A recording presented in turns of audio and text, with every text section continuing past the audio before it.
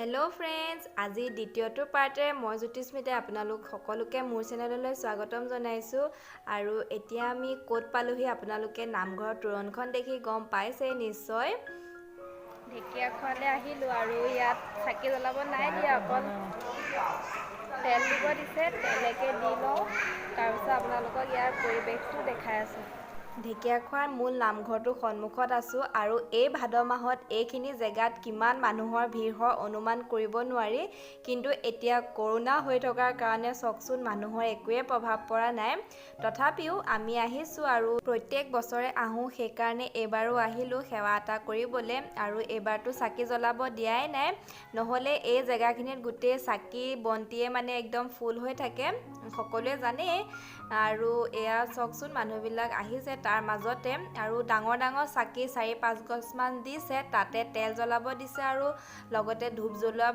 ব্যৱস্থাটো কৰি দিছে মই দেখাই দিছো সকচোন চাকি গছ এনেকৈ 4-5 গছমান চাকি দি দিছে এনেকৈ সকলে ইয়াত তেল ঢালি দিছে আৰু ময়ো তেলেকে দি লওঁ আপোনালোকে চাই থাকক ভিডিঅটো আৰু এই প্ৰসেসটো কিন্তু মই ভালে পাইছো কাৰণ আনদিনা হোৱাতে এনেকৈ চাকি গছ জ্বলা আৰু লগে লগে চাকিখিনি পেলাই দিয়ে গৈ একো অৰ্থই নাথাকে এনেকৈ মই ভাল পাইছো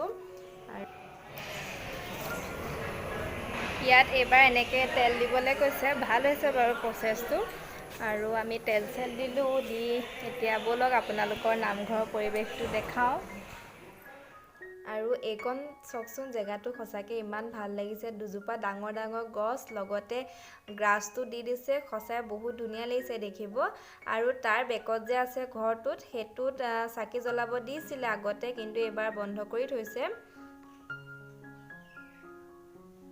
আৰু নহলে এই জেগাটোত হোৱাতে মানুহ কিমান ভিৰ হয় সঁচাকৈ অনুমান কৰিব নোৱাৰিম এতিয়া সোঁফালে দেখাওঁগৈ বলক সেইফালে খুব ধুনীয়া বস্তু এটা আছে বলক যিনসকলে নাই দেখা তেওঁলোকে চাব পাৰিব আৰু যিনসকলেতো দেখিছে গম পায়ে কি দেখাবলৈ গৈ আছো তেন্তে বলকচোন হৈ ঘৰটোত এটা ধুনীয়া বস্তু আছে আৰু শ্ৰী শ্ৰী মাধৱদেৱে 1450 শকতে দিহা নদীৰ কাষত এই মুহাটোতে মানে কাঠৰ মুহাটোতে ভৰি ধুইছিল আৰু হেতুকে সঞ্চয় কৰি ৰাখিছে আৰু হেতু আমি দেখিবলৈ গৈ পাইছো সঁচাকে বহুত আমি মহান মানে অনুভৱ কৰিছো কাৰণ এনেকুৱা এটা বস্তু দেখাটো বহুত ভাগ্যৰ কথা বুলি ক'ব পাৰি আৰু এনেকৈ এটা ঘৰত ধুনীয়াকৈ এটো সঞ্চয় কৰি ৰাখিছে আৰু সেই গছজোপা সকচোন কিমান ধুনীয়া লাগিছে আৰু ইয়াত বহুত গছ আছে আৰু এইফালে দেখাও বলক সকচোন সঁচাকে পৰিৱেশটো বহুতেই ধুনীয়া আৰু এইফালেও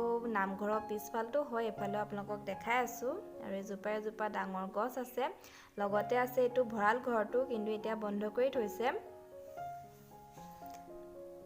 আৰু সকচোন কিমান গছ-গছনি আছে আৰু এইফালে মুখ হাত ধোৱাৰ কাৰণে ধুনীয়াকৈ পানীৰ ব্যৱস্থা কৰি ৰাখিছে এইফালে আৰু ইয়াত খোৱা বোৱাৰ ব্যৱস্থা কৰে চাহ খোৱা ভাত খোৱাৰ হেয়া ব্যৱস্থা কৰে ভাত খোৱাৰ ব্যৱস্থাটো ৰাতিহে কৰে বাৰু এনেকুৱা লাগিছে ইয়াৰ পৰিৱেশটো আৰু বহুত ভাল লাগে ইয়াত ঢেকিয়াখোৱা নামঘৰত বছৰেকত মানে ভাদ মাহত যেনেকুৱা মানুহ হয় এইবাৰ মানে মানুহেই নাই কাৰণে বহুত নিজান লাগিছে পৰিৱেশটো আৰু এয়া সব কিমান ধুনীয়া হয় ইয়াত মানে বহুতেই মানুহ হয়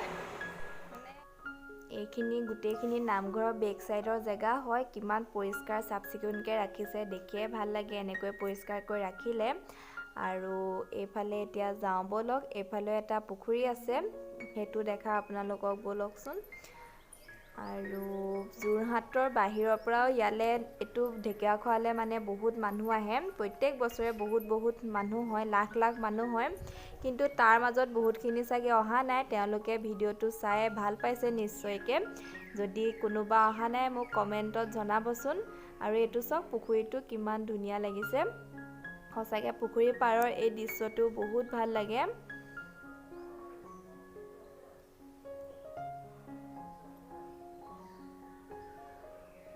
এইটো হৈছে মেইন নামঘৰটো বেকজতে আছে পুখুৰীটো আৰু এইটো বেকগ্ৰাউণ্ডত নামঘৰৰ বাৰান্দা হয় আৰু যোৱাবাৰ আমি ইয়াত প্ৰসাদ ল'বলৈ লাইন পাতিছিলো প্ৰায় 1 ঘণ্টা সময় আৰু এতিয়া সব ইয়াত মানুহেই নাই মানে মানুহ বেছি ৰ'ব দিয়া নাই আৰু বেছি সময় ৰৈ থাকিব দিয়া নাই, সেইকাৰণে জল্দিকৈ ভিডিঅ'খিনি কৰি দিছোঁ। আপোনালোকে চাই থাকক ভিডিঅ'টো।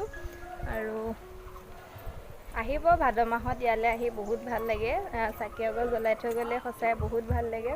আৰু এইটো এটা পুখুৰী হয়, খুব ধুনীয়াকৈ বাউণ্ডেৰী মাৰি থৈছে।